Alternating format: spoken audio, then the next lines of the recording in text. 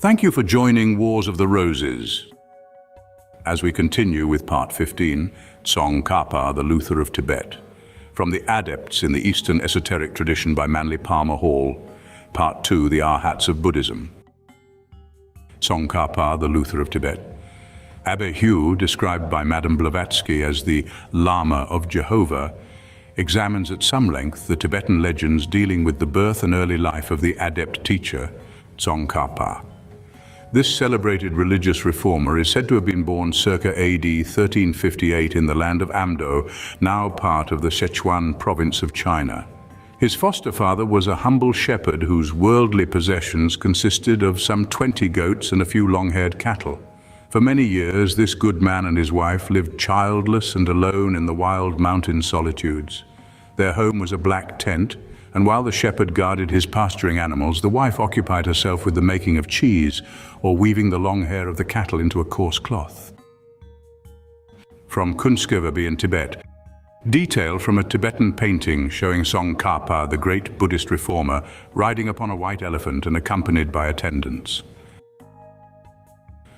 One day this woman, descending into the nearby gorge for water, was overcome with faintness and fell insensible on a large flat stone, into the surface of which some ancient priest or pilgrim had carved a sacred inscription in honor of Buddha. When the woman regained consciousness, she immediately realized that she had immaculately conceived a child from the magic formula on the stone. In due time, she brought forth a son, and the shepherd named him Tsong Ka-pa, in honor of the mountain near which his tent had stood for 7 years. It is reported with the deepest conviction that the marvelous little boy was born with a long white beard. He had extraordinary majesty of person and was without any childlike mannerisms. On the day of his birth, he spoke with clarity and precision in the language of Amdo, and though not given to many words, his remarks dealt with such profound subjects as the origin of the universe and the destiny of humankind. At the age of 3 years, Tsong Ka-pa announced his resolution to renounce the world and dedicate himself to the religious life. His mother, deeply sympathetic and convinced that her son was destined for some holy work, herself shaved his head and threw his long flowing hair outside the tent. From his hair, according to some accounts, there forthwith sprang up a tree which dispensed an exquisite perfume. This is the sacred kumbum tree which Hue later examined, each leaf of which bore within its surface a character or letter of the Tibetan alphabet. Tsong Ka-pa, while still a small boy, withdrew from even his family and sought the seclusion of the wildest and most desolate parts of the mountains. Here he spent days and nights in prayer and meditation upon the eternal mysteries of life. Long and frequent were his fastings, and so devout was his spirit that he never injured even the smallest insect and ate no flesh food of any kind. It was while he was practicing these austerities that a most remarkable incident occurred. A strange Lama from one of the most remote regions of the West, traveling in the land of Amdo, asked hospitality of the kindly shepherd living in the black tent. According to the old records, this Lama of the Western regions was not only remarkable for his learning, which transcended all human understanding, but also for the strangeness of his appearance. He had a great nose, and in his eyes gleamed a supernatural fire. Tsong Ka-pa, overcome by the learning and sanctity of the strange visitor, fell at the feet of the Lama and begged him to become his teacher. Abbe Hue, whose mind naturally inclined him to Christian theological speculations, muses thus: "May it not be reasonably inferred that this stranger with the great nose was an European, one of those Catholic missionaries who, at the precise period, penetrated in such numbers into Upper Asia? It is by no means surprising that the Lamanesque traditions should have preserved the memory of that European face, whose type is so different from that of the Asiatics. During our abode at Kunbum, we more than once heard the Lamas make remarks upon the singularity of our features and say roundly that we were of the same land with the master of Tsong Ka-pa. It would not be natural for the good Abbe to suspect that this Lama of the West might equally well have come from certain regions of India, where straight or aquiline features also predominate. The adept with the great nose accepted Tsong Ka-pa as his disciple, and in order to give the young man the benefit of personal instruction, took up his abode in the land of Amdo. where, however, he lived only a few years. Having initiated his pupil in the esoteric doctrine of the most renowned saints of the West, the master seated himself upon a rock and went to sleep. That is, entered a state of meditation from which he did not awaken. Deprived thus of the master, who it is specifically stated initiated him, Tsong Ka-pa resolved to undertake a journey to central Tibet to acquire further knowledge of the mysteries of Buddhism. He studied in several places, including Lhasa, and became convinced that the existing schools were in desperate need of purification and reformation. At that time, the Red Hat sect occupied the dominant position, and its teachings had become seriously corrupted. When Tsong Ka-pa reached Lhasa, the land of the spirits, a radiant being clothed in light appeared to him. This divine creature announced that the young reformer should settle in that neighborhood and there accomplish the work of his mortal life. Selecting a humble dwelling in the least frequented quarter of the community, Tsong Ka-pa began the promulgation of his reforms and soon attracted numerous and enthusiastic disciples. His partisans became known as the Yellow Hat Lamas, from the headgear which they wore. The living Buddha of the Red Hat sect naturally became alarmed at the confusion created by the new teachings, and finally resolved to have a personal debate with the little Lama from Amdo. With an appropriate cortege and with great pomp, this high abbot repaired to the little house which had become the sanctuary of his adversary.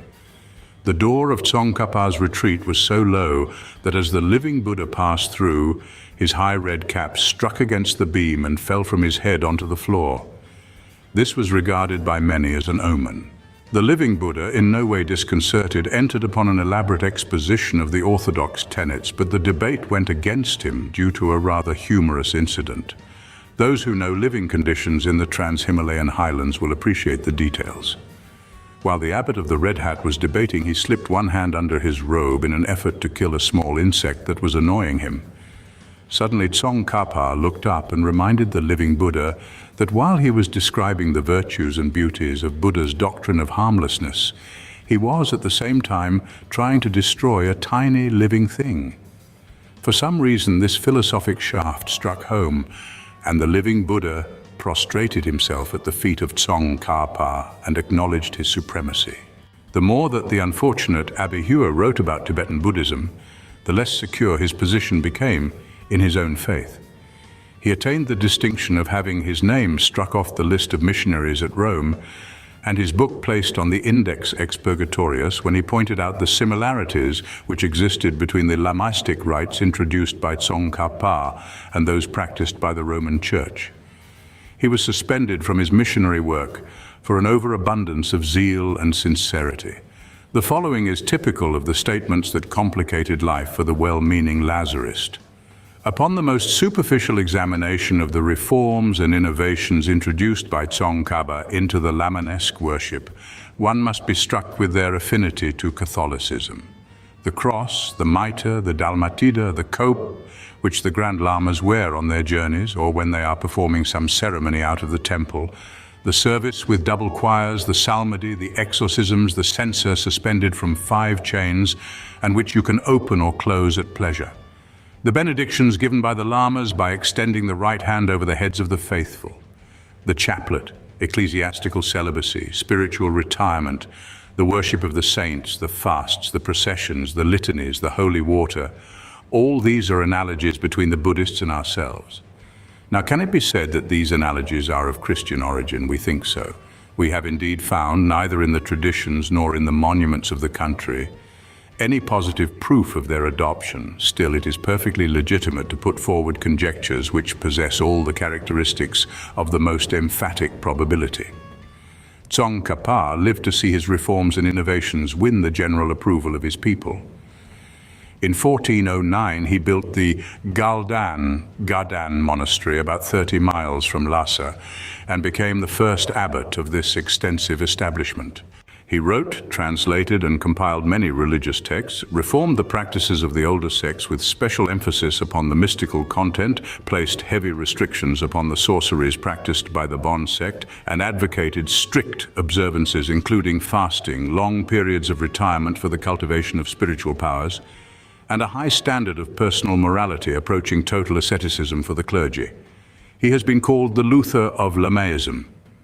Very little actually is known of his personal life, although the usual extravagant legendary with which Lamaist writers always ornament their saints invests his person. Near the end of his life, Tsong Ka-pa selected 2 of his most advanced disciples as his successors. He departed from this mortal world in the year AD 1419, and according to his followers, attained the nirvana. He was canonized. Prayers are addressed to him by members of his sect, and images and paintings depicting him seated in a Buddha-like pose, wearing a tall yellow hat, are almost universally venerated by modern Tibetans. In the Golden Monastery is an ornate mausoleum-like structure of malachite and marble. Beneath the golden roof of this shrine is the tomb of Tsong Ka-pa, consisting of a conical chorten said to be of solid gold. Within this gleaming reliquary, wrapped in quantities of fine cloth, the strips inscribed with sacred Dharani syllables are the embalmed remains of the great reformer, disposed in a sitting attitude. We learn from Mr. Sarat Chandra Das that in the monastery at Galdan there is to this day a college especially devoted to the teachings of esoteric and mystical Buddhism. Here also the most secret of the master's philosophical doctrines are communicated with elaborate ceremonies of initiation. Tsong Ka-pa is regarded by some as being responsible for the present Lamaist doctrine of the reincarnating abbots. According to this system, the successors of these deceased high priests are not elected or appointed. Each, upon departing from his physical body, is reborn immediately.